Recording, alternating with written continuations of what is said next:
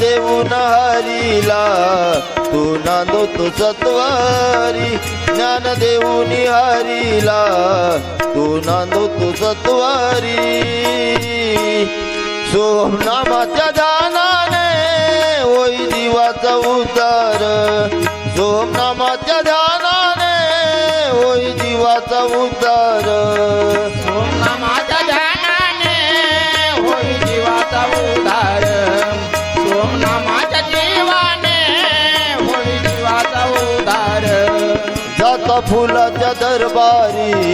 पळते अज्ञान दूर जाता फुलाच्या दरबारी पळते अज्ञान दूर